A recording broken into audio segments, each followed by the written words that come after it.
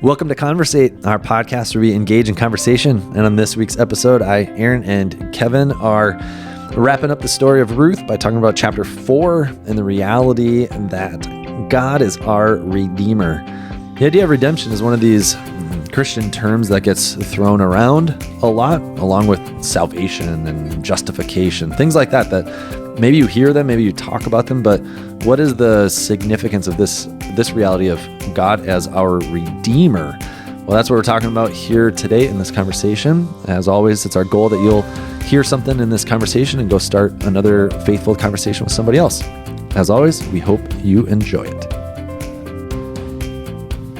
Kevin. Mr. Aaron Gerke. Boom. Why did I say boom? I don't know. Do you? Do you say a lot? I don't know. I haven't noticed it. I'm going to start paying attention, though. I just did now. Yeah? Huh. Usually, I like point a finger gun at somebody and say boom. No, I thought you normally say, like, let's go. I thought that was your catchphrase. You're like, let's go when something cool happens. I guess you changed it to boom now. Don't start. I can't keep a straight face. I laugh too much on my own. Kevin's making jokes. He's making fun of me. I am. You're trying to instigate something. That's kind of, yeah. I am suggesting. Why don't you be go ahead. Gracious in victory? What am I victorious over? You're doing your Denver Broncos beat my Minnesota Vikings. Oh, man. I wasn't even thinking about that's that. Why you're holding. That's why you're treating me. You're treating me poorly. Do you think that's why you're like slightly more sensitive today? That's why you're slightly more arrogant today. It could be. It's both. I'll meet you in the middle. It's both. No, that's right. So yeah, Sunday night football. Aaron and I had actually talked about this months ago. We were going to get together. It would have been fun. Watch the game, share some laughs. And I could have punched you in the face. I'm glad it didn't work out. But I was down with the my in-laws on a hunting trip, which was less successful than the Bronco game. Yeah. I was successful for making memories and that's mostly what it's about. Hearing squirrels chitter. Mm-hmm. Yeah, I saw an ermine. Did you? That was pretty cool. Yeah, a little white ermine. Yeah. I saw him. He killed either 2 mice or 2 vole. You watched him? I didn't get to see him kill. He ran to the top of like a 30-foot dead tree. Yeah. First time he went up there, he like scooted off some leaves and rocks, which was funny to me. He just like went up and all of a sudden debris started falling he was right next to my blind. Yeah. And then he came down and he just like launched off the tree and was busy doing stuff. And then he came back, went to the top of the tree. And when he came down, he had a small rodent in his mouth. Huh. Yeah, and he took it to this other stump on the ground and kind of like it was like his little treasure trove because he didn't eat the thing. He went back up to the top of the tree, got another one. Yeah, brought it down. It was pretty cool to watch. It is. That was a highlight. Entertaining. That was my highlight. Yeah. Yeah. And then there was I thought it was mice, but then later that day a vole. You know about voles? They're just like small. The rodent thing. Yeah, it looks like a lot like a mouse. But it came up. How do you know the difference? Well, how did you personally know the difference? So this vole, like something was rustling in my blind, like super close. I was like, is it a buck? No, it wasn't because it was under the leaves, inches from my, no, but it actually came into my blind. It came within like an inch or two of my shoe, my boot. Yeah. And I guess I know the difference in part because of how many mice we've killed in our basement. But no, like if you can picture a mole, voles look just like a small mole, basically, like a mouse-sized mole. Yeah, a cute little guy. Yeah. So I made some forest friends. Yeah, that's cute. Yeah, that's about it. Yeah. Well, but then I watched the Broncos. That was glorious. Yeah. I'm not gonna say anything else. Did you mention it at all? I was gonna watch the beginning of worship because I didn't know if you referenced it at all. No. Yeah. Okay. But I did. I joked about you going to the wilderness of Wisconsin, and I said something to the fact of like, I think he forgot that there's plenty of wilderness here or something. Yeah, it's kind of a funny thing to drive away to. It's like going shopping, several towns over when you live in a metropolis. Right. Yeah. Well, but anyways. Memories. Yeah. Memories. Yeah. What do you want to talk about? Well, well, I actually listened to you this morning. So this morning I drove back from the hunting grounds, put on the old Saints P and P YouTube channel. Yeah. Listened to, I had to finish the climactic finish. The sermon? Yeah, of Ruth. Yeah. The book of Ruth. Yeah. And I was worried that other guy was going to step in, and just edge. And he almost did. He almost did. Yeah, that's right. Yep. Good thing Boaz wasn't willing to negotiate. You get the land. I'll take the girl. That's how it would have been written up in the movies, probably. I didn't reread the text, and I didn't listen to the text. Like I went straight to the sermon, but I was curious because I didn't remember that. I didn't remember that there's an initial like, oh yeah, I'll do it. Like I'll redeem. Yeah. The land, and then Boaz throws in the extra details. Okay, yeah. So, like, how does that go in the text? Like, basically, just like that. He says Naomi. Well, he finds the guy and he says, "Remember Naomi's husband Elimelech? We're both relatives of his. Naomi's got a parcel of land for sale." And he says, "I'll redeem it." Oh, boom! Just chimes in. Yeah. He says, "Well, if you when you redeem that, you'll also be redeeming Ruth the Moabite, because I people were asking me questions about some of this stuff, like during Bible class and after the service. Like, okay, so if this had happened with the Redeemer thing, what would how would it have shook out? Yeah, I mean, even the Mosaic law on it is not. It doesn't. Like, we don't get the detail on how it shakes out. And even how they would implement it in different situations, But I believe that Ruth is thrown into it because she was married to the son of Elimelech. So it's Naomi's property, but it would have been going to... like Mahlon or Chilion. Yeah, because after Elimelech and Naomi would have died, it would have gone to... essentially Ruth and her husband. Right. So, yeah. Yeah. So it's kind of like, I mean, it seems like it's a whole package deal. Yeah. Like you can't parse it out, sort of a thing. Yeah. But a big part of it too, and it seems like from Boaz's standpoint, it's twice in chapter 4 where he says that the redemption of Ruth is to perpetuate the name of the deceased. Mm-hmm. So it's more than just a land redemption thing. It's also a people redemption, and not just these people, but the future generations of people. Yeah. So Boaz he knows that he's in this in order to have children with Ruth. Yep. So that all this land can be passed, the land and the possessions and the inheritance can all be passed down. Yeah. So there's like a multiplicity of Old Testament laws, because that would be the levirate.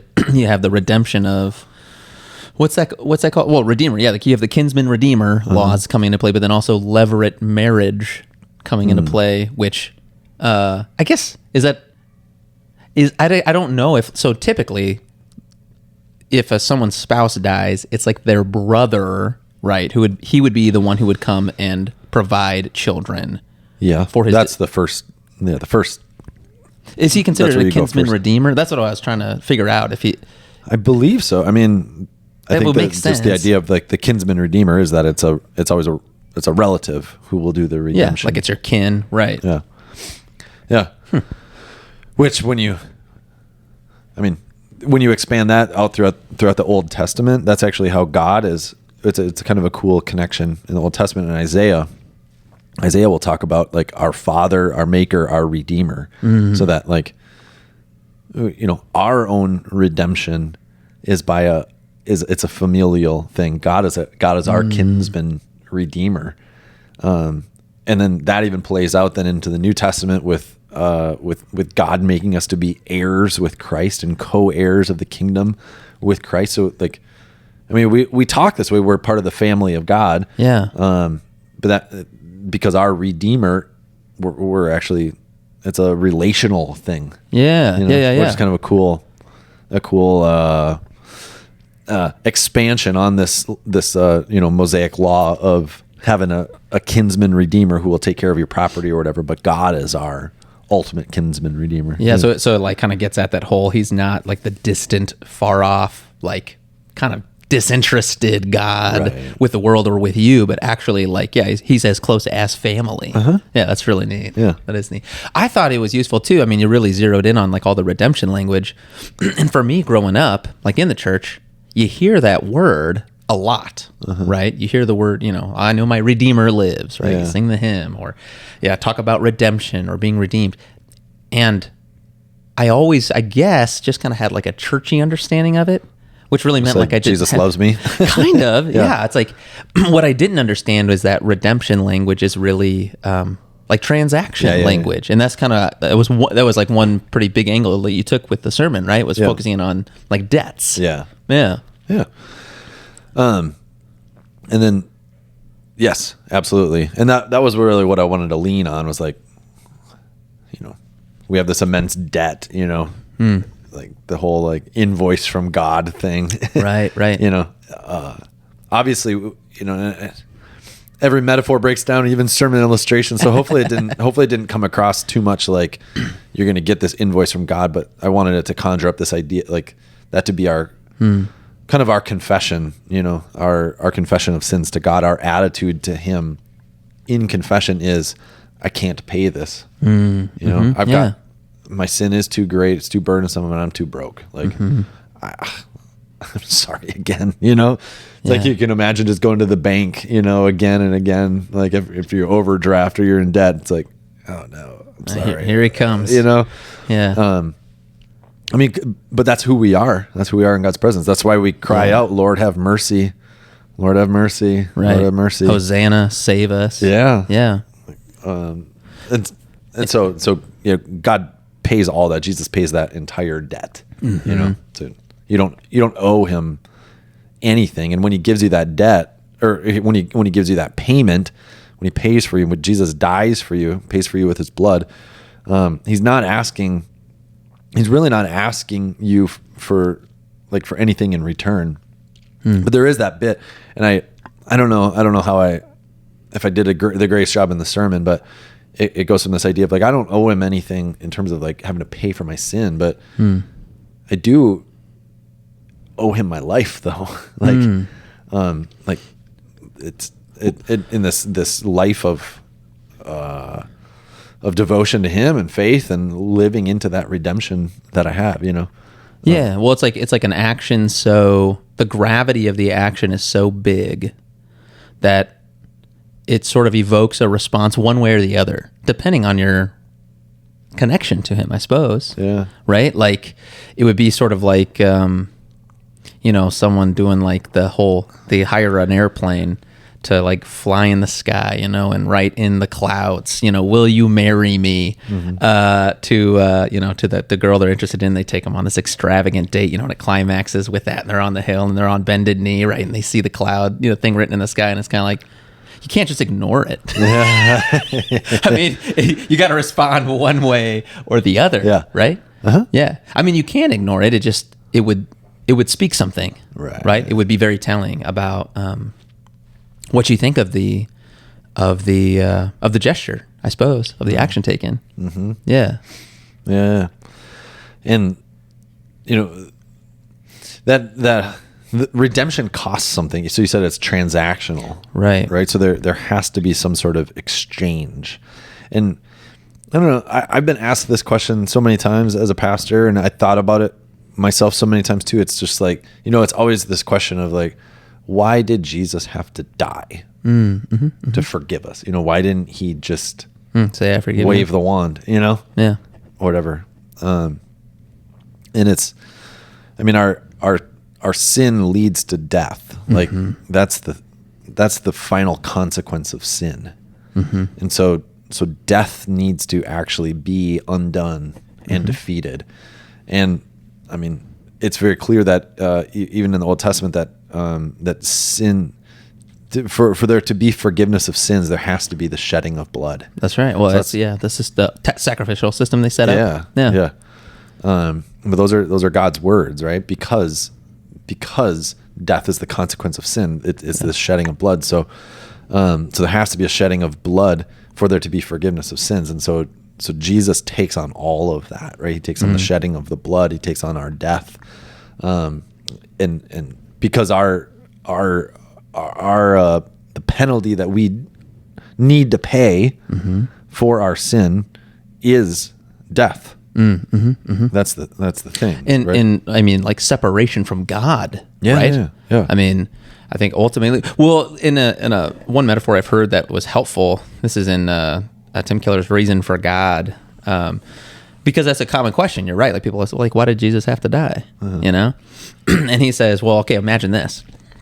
Imagine, one day you get done with work and you go out to your vehicle to go, hop in, and you realize your vehicle has been vandalized. It's keyed up, windows bashed in, and you learn that, a coworker of yours went on a sort of violent rampage and just lost it, and he took it all out on your vehicle. Well, so then the question is, what are you going to do? You could, take him to court. Like he should fix it, right? Like there's damage done. That needs to be resolved in some way, and you can resolve it by making the perpetrator, pay for the damages, which would be kind of the expectation. Or you can take on the cost yourself and go to the body shop and get your car all fixed up. That would be a pretty amazing thing for someone to do, if they fixed it themselves and didn't hold the other person liable. But you can't really just say, "Oh, why can't you just forgive him?" Well, you can, but the damage is still there. Yeah. Just saying "I forgive you" doesn't make the damage go away. And so the spiritual reality for us is that sin has created damage. It's created distance for us from God, and the only reason we can draw near to God is because that damage has been paid for. Like God was not willing or satisfied to let the damage persist. Yeah. Yeah. Which I thought was really helpful, because it's like, oh, so really, like when we ask that question, it's sort of it's telling for us about, our understanding of sin, of the real damage that it causes, not only in relationships with other people, but even in our relationship with God, it creates distance. Absolutely. Right? Absolutely. Yeah. And that's the thing I wanted people to think about too. Like how much does your sin actually cost? Like how much damage have you actually done? And therefore, do we consider the great lengths that God was willing to go to purchase and win us back? Like to the extreme, right? To purchase and win back every single person, to make this extension, this offer to you that your sins are paid for in full. Like that's the farthest expanse. I mean, that is grace upon grace, right? And this is like, I try to make this emphasis in my sermon. I think I did it a little bit different at each service, but that there is no life that's irredeemable. Right. Yeah. One of the services, I think it was the second one. Well, so I think at the first service I said something about like in movies, like we love redemption stories, but we have a hard time like actually carrying that out for other people, like actually, seeing the redeemable value in them. At the second service, I had forgotten at the early, and I said it at the late service. Sometimes this happens as a preacher, but the fact that sometimes we see that in ourselves too. Like we screw up so bad, or we get to the bottom and we're like, man, my life's worth nothing. I bombed, I'm no good, and I've had conversations a lot with people that have been in that position. And I always remind them, and no, your life still has redemptive value. Like I'll actually use that word with people, and that God, he can redeem this story, for his glory, for his purpose too. And so he's working like when you're at the bottom and you're at the brink of nothing, the thing that you can be assured that you will find there is Jesus. Like Jesus is there for you at the very bottom. to redeem you, right? To buy you back and to restore you for his purpose, right? So that you can continue to live in this world as his redeemed people. And so it's just, I don't know. It's just a good one for us to continuously remember that there's no sin too great and no debt too big and no life irredeemable. Like the promise of redemption is for all who are willing to receive it. Yeah. I was thinking about the value, our value, because in some ways God tells us what we're worth to him in that he does go to the cross for us, right? Yeah. Like that's sort of his statement of, this is how worthwhile you are to me. Because and you got to think too, like you said, it's it's for all people. So Jesus is going to the cross, yes, for you and me, but he's also going to the cross for the very people who are coming to wrangle him up, and who are spitting him and mocking him. He's going to the cross for the soldiers who are beating him. Even for them, he's going, what does Isaiah would say, like as a sheep to the slaughter. And he's going willingly because he desires.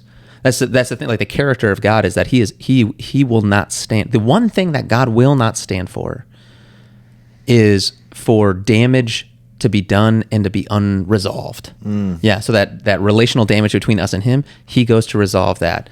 When there's still damage done, say in the world because of a rejection of God, so that people live out of, decisions that are sort of anti-God, anti-life, and are destructive, God won't stand for that. And that's why the judgment exists, and that's why Psalm 96 is like, when the judgment happens, the heavens will be glad and the earth will rejoice. It's a good thing because you don't want to drive around in a beater. You don't want your tires all flat and, your windows duct taped to the side. I mean, that's kind of the picture of our attempts to sort of pay our debt. Yeah. Like if we're trying to do that, we're hobbling down the road. Right. Yeah. Just putting little Band-Aids on it. On our spiritual condition. Yeah. Right. Yeah. It's like my wound is, if you tuned in last week, was it fresh, my wound? I can't remember how long. I can't remember. Someone was commenting about how I forgot that I looked right into the camera. Oh yeah, that was gross. And gave a close up. That's right. It's healing really well. Let's see, if I'd just tried to put Band-Aids on that thing, it would have been bleeding like crazy. It would not have been good. No, and God has his desire for you is so much more than that. So much more wholesome. So much more put together, really. And it begins with that relationship with him. And so like even if you feel far from him, that's not a reflection.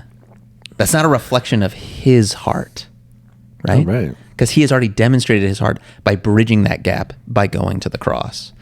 Which I think is part of your, the call. It's twofold, maybe, of all lives being redeemable, for it being available to all. In one sense, it's sort of like, as we go out, give me your eyes, God, because I don't always see it that way. Oh, I know. But then also, if I find myself sort of in that despairing, I'm worthless, it's like, well, that's a thought that I have, or Satan is trying to whisper into my ears or whatever. But the reality, as far as God's concerned, is your life is so precious that the eternal Son of God will die for it. Yeah. Well, and that's where we say, you remember your baptism too. When you're despairing, it's like, your baptism is your mark upon you. I did a graphic where there's like this, a stamp, like paid in full. And it's like your baptism is like that, that stamp upon you. It's like, no, you're paid for. You've been purchased and won back. Yeah. Like you belong to Jesus. Right. And that's a great place to be. Yeah. And you alluded to like that status also, I think there was like 3 tiers to the invoice, right? It was sort of like the benefits you receive or something. Well, so it was like, I did like, you get the invoice, then you beg to God, oh, have mercy on me. He pays it in full, and then in exchange of that, he gives you your statement of your assets. Oh, that's it. Yeah, statement of assets. Yes. It's like, yeah. It's not just go free, but go like full. Like this is all you actually, because that's redemption. The debt is exchanged for ownership, right? And so that was the same thing in a way. You know, when Naomi and Ruth are redeemed, it's like the debt is paid. I mean, whatever, they didn't owe financial money on the land, but you understand what I'm saying? Like, it was bought, and then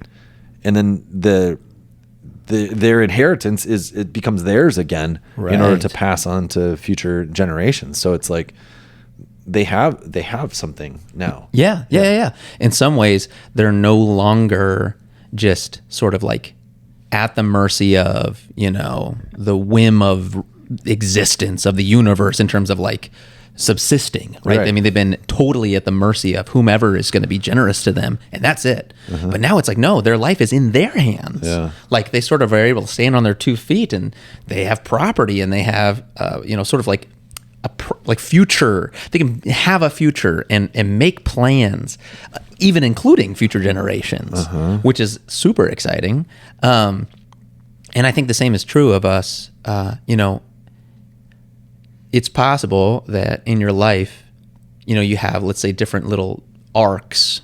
Maybe it's relationships, maybe it's some sort of dynamic about yourself that feel irredeemable. You know, they kind of feel like, well, I'm just, you know, this is just my reality for the rest of my life, and there's nothing I can do about it.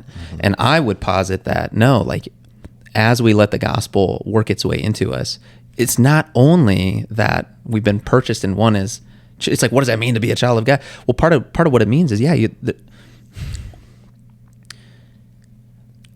God has the power to take even those arcs of your life that are, you know, darker or harder or challenging or frustrating, and you let him into those places, and he can work through those things to redeem those arcs, right? Yeah, and to redeem every aspect. I said that in the sermon, like like this redemption is all encompassing. It's it's everything. And again, like